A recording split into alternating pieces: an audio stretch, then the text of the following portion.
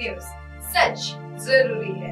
नमस्कार दर्शकों, मैं श्रद्धा तिवारी और आप देख रहे हैं MNS न्यूज टीवी। तो आइए देखते हैं आज की खास खबर। एक नजर आज की हेडलाइंस की ओर।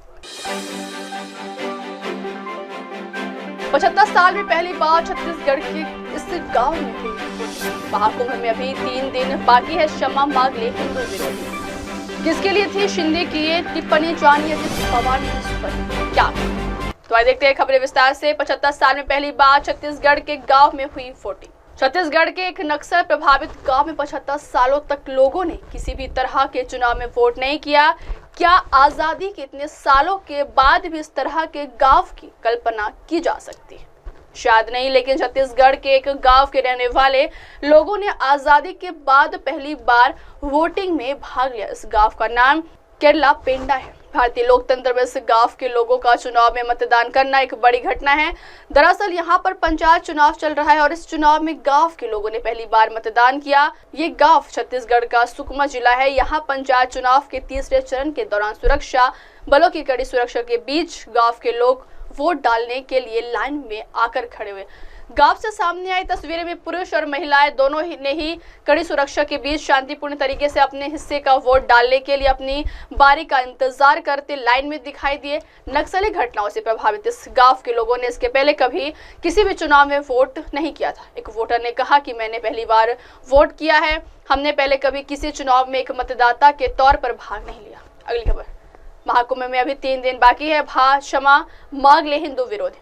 विश्व हिंदू परिषद के राष्ट्रीय प्रवक्ता विनोद बंसल ने महाकुंभ को लेकर विपक्षी दलों के नेताओं पर निशाना साधा है। उनका कहना है कि महाकुंभ में अभी 3 दिन बाकी है। ऐसे में हिंदू विरोधी लोगों को बिना देर किए मां गंगा, यमुना व सरस्वती की त्रिवेणी और हिंदू समाज से माफी मांग लेना चाहिए। इसके साथ ही उन्होंने चेतावनी देते हुए ये भी कहा कि भारत की धर्मपेशी जनता जानती है कि ऐसे लोगों के साथ क्या करना है। प्रवक्ता विनोद बंसल ने सोशल मीडिया पर एक लंबा चौड़ा पोस्ट शेयर किया है, जिसमें उन्होंने सनातन धर्म और महाकुंभ को लेकर नेताओं द्वारा की गई बयानबाजी पर तीखा वार किया है। उनका कहना है कि यह एक कटु सत्य है कि हमारे देश में नेताओं का एक बड़ा वर्ग है जो सनातन द्रोही है, हिंदुओं का मजाक उड़ाता है, हिंदू एकता को खंड खंड करने में जुटा है। उन्होंने कहा कि यह बात भी किसी से छिपी नहीं है कि कुछ विदेशी शक्तियां भी इस काम में शामिल है। उन्होंने कहा कि विदेशी शक्तियां इन देशी षड्यंत्रकारियों का साथ देकर देश धर्म को कमजोर और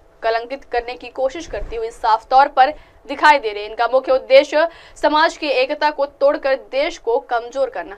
विनोद बंसल ने कहा कि महाकुंभ में अभी 3 दिन बाकी है। ऐसे में इन लोगों को अपने महापापों से छुटकारे के लिए हिंदू समाज प्रयागराज की पावन धरा और मां गंगा, यमुना व सरस्वती की त्रिवेणी से बिना देर के क्षमा याचना करना चाहिए। अगली खबर। इसके लिए थी शिंदे की ये टिप्पणी, जानिए अजित पवार ने इस पर क्या कहा।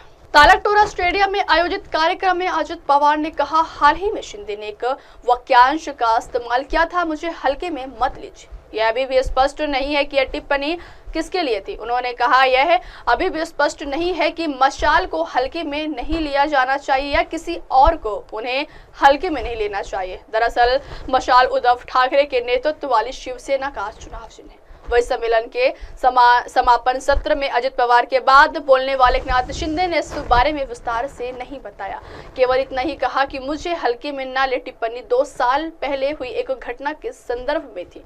अजित पवार ने इस दौरान यह भी स्पष्ट किया कि सत्तारूढ़ गठबंधन महायुति के भीतर कोई दरार नहीं है। बीजेपी, राष्ट्रवादी कांग्रेस पार्टी और शिवसेना गठबंधन में साथ हैं और मजबूती से है। शिंदे ने 2022 में उद्धव के नेतृत्व वाली अविभाजित शिवसेना से बगावत कर बीजेपी के साथ मिलकर सरकार बनाई थी और मुख्यमंत्री पद पर काबिज हुए थे। अब वक्त तो चला दर्शकों ब्रेक का। ब्रेक से लौटने के बाद देखिएगा देश और दुनिया की तमाम बड़ी खबरें। बने रहिए MNS न्यूज टीवी पर। नमस्कार।